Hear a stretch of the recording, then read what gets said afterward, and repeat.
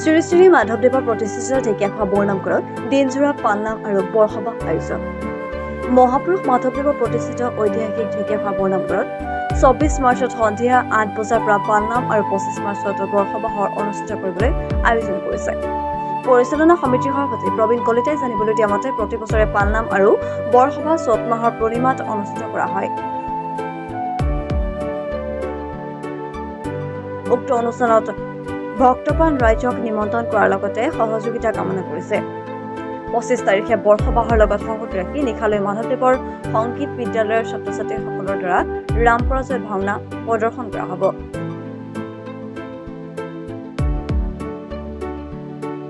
দুয়োটা দিনৰ কাৰ্যসূচীত সমূহ ভক্তপ্ৰাণ ৰাইজক সাদৰেৰে নিমন্ত্ৰণ জনাইছে।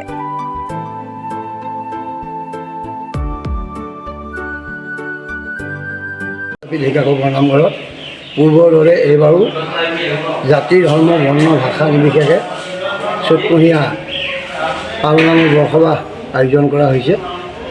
এই পালনাম লাগি আমাৰ উদ্দেশ্য আছিলে পূৰ্বতে যে আমাৰ দেশত যেতিয়া মাৰি মৰক দুৰ্ভিক্ষই দেখা দিছিল সেই সময়ত মানৱ জাতিয়ে পৰিত্ৰাণ পাবৰ বাবে ইয়াতে চ'ত মাহত পালনামৰ বৰসবাহ আমাৰ পিতৃ পিতামহসকলে অনুষ্ঠিত কৰিছিলে।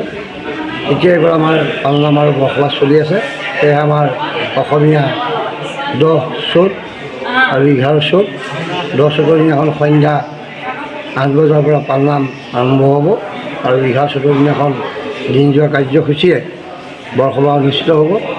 আৰু সেই বৰসবাহৰ পুৰাৰ ভাগতে আমাৰ দৈনন্দিন নাম পাঠ হ'ব আৰু বৈকুণ্ঠ দেৱবাদ্য চৰ্চা হ'ব। আৰু দিনৰ ভাগত আমি সকলোৱে মিলিজুলি আমি পূৰ্বৰ যেনেধৰণে আমাৰ জলযোগৰ ব্যৱস্থা আছিল আমি জলযোগৰ ব্যৱস্থা কৰিম। আৰু ৰাতিলৈ আমাৰ যি সংগীত মহাবিদ্যালয় সেই সংগীত মহাবিদ্যালয়ৰ ছাত্ৰ ছাত্ৰীসকলৰ দ্বাৰা আমি উঠি অহা প্ৰজন্মক উচ্চাজন্মৰ উদ্দেশ্যে আমি ৰাম পৰাজয় এখনি ভাওনাৰে উক্ত কাৰ্যসূচী আমি সামৰণি মাৰিম। এই সুযোগতে আমি আমাৰ যোৰহাট জিলা উপায়ুক্ত মহোদয়কে পবিত্ৰ কৰি যোৰহাট জিলাৰ সমস্ত বিভাগকে আমি সাদৰে নিমন্ত্ৰণ কৰিলোঁ। সংবাদ মাধ্যম আৰু অসমৰ মাননীয় মুখ্যমন্ত্ৰীকে ধৰি বিভাগীয় তেখেতৰ মন্ত্ৰী আমাৰ সমস্তজন এমেলেকে আমি পালনামলৈ নিমন্ত্ৰণ কৰিলোঁ।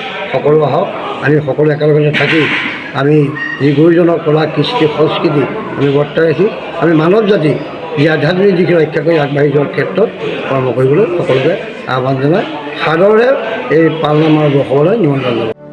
যোৰহাটৰ পৰা বিকি নেওগৰ ৰিপৰ্ট প্লাটুন টাইম ডিজিটেল।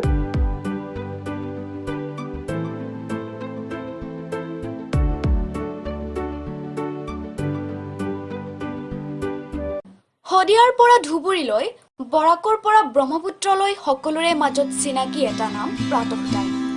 থলুৱা ভাষা, কৃষ্টি আৰু সত্য বাতৰিৰ আধাৰত প্ৰতিষ্ঠিত খবৰ প্ৰাতঃ টাইমৰ প্ৰতিটো বা বাতৰি পুংখানুপুংখভাৱে চাবলৈ Facebook, YouTube, website, Twitter, Instagram আৰু ব্লগাৰ পেজত লাইক আৰু ফ'ল' কৰক।